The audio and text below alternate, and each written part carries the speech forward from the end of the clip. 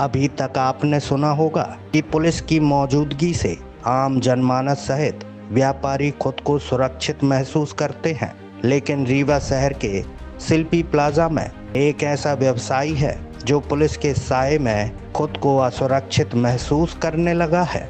किराए से बात करता है और दिन भर आप जो है तो वो यहाँ खड़े रहते हो, शाम को धंधा खराब हो जाता है। दुकानदार की कोई वैल्यू नहीं है। आप जो है तो वो यहाँ खड़े रहते हो, शाम को धंधा खराब हो जाता है। दुकानदार की कोई वैल्यू नहीं है। इसके साथ ही वह डरा सहमा व्यापारी यह दलील दे रहा है कि चौकी में लगातार पुलिस की मौजूदगी से उसका व्यवसाय चौपट हो रहा है।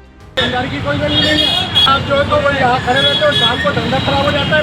दुकानदार की कोई वैल्यू नहीं है। दिन भर आप जो है तो वो यहाँ खड़े रहते हो, शाम को धंधा खराब हो जाता है। दुकानदार की कोई वैल्यू नहीं है। ऐसे में यह सवाल तो उठना लाजमी है कि आखिर कानपुर लेदर बैग हाउस का संचालक ऐसा कौन सा 2 नंबरी काम कर रहा है जिससे पुलिस की मौजूदगी में उसे खतरा दिखाई दे रहा है। और दिन भर आप जो है तो वो यहाँ खड़े रहते हो, शाम को धंधा खराब हो जाता है। नहीं समझ आया तो चलिए अब आपको पूरी कहानी समझाते हैं। दरअसल शिल्पी प्लाजा पुलिस चौकी के पास नगर निगम का अतिक्रमण उड़न दस्ता और ट्रैफिक पुलिस की संयुक्त टीम शिल्पी प्लाजा के दोनों ब्लॉकों में व्यवसायियों द्वारा किए गए अतिक्रमण को हटाने पहुंची थी। टीम ने जैसे ही कानपुर लेदर बैग हाउस के संचालक द्वारा बाहर पार्किंग की जगह पर रखे गए बैग स्टैंड को जब्त किया तो दुकान के अंदर बैठा संचालक आग बबूला हो उठा और दुकान के अंदर से उग्र स्वरूप धारण कर बाहर की तरफ आए और अतिक्रमण दस्ते और पुलिस टीम से जमकर गाली गलौज कर डाली और साथ ही यह भी आरोप लगाया कि जब भी पुलिस यहां आती है तो उसका व्यवसाय प्रभावित होता है। और दिन भर आप जो है तो वो यहाँ खड़े रहते हो, शाम को धंधा खराब हो जाता है। दुकानदार की कोई वैल्यू नहीं है। आप जो है तो वो यहाँ खड़े रहते हो, शाम को धंधा खराब हो जाता है। दुकानदार की कोई वैल्यू नहीं है। दिन भर आप जो है तो वो यहाँ खड़े रहते हो, शाम को धंधा खराब हो जाता है। दुकानदार की कोई वैल्यू नहीं है।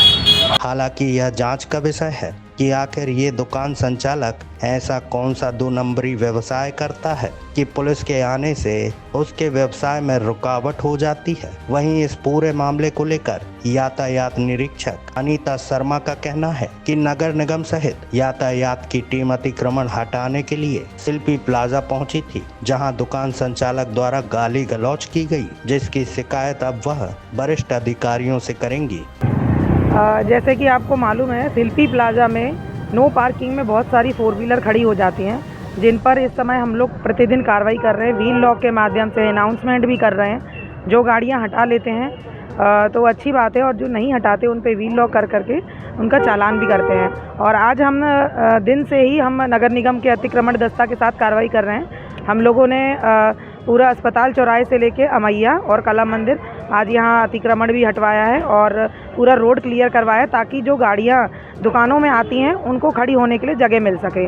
और इसी क्रम में हम अभी शिल्पी प्लाजा में भी कार्रवाई कर रहे थे, तो अतिक्रमण प्रभारी भी साथ में ही है हमारे, और यहाँ कार्रवाई करते हुए हम अभी तक चौकी तक पहुँचे हैं, पूरा रोड क्लियर करवाया है। कानपुर बैग हाउस के जो संचालक हैं उनका आरोप है कि आप लोग नियमित यहाँ चेकिंग करते हैं, उनका व्यवसाय प्रभावित होता है। उन्होंने गाली गलौज भी की। जी बिल्कुल, मैं यहाँ उपस्थित थी और सभी मेरे स्टाफ भी यहाँ पर यातायात का मौजूद है और नगर निगम की टीम भी मौजूद है।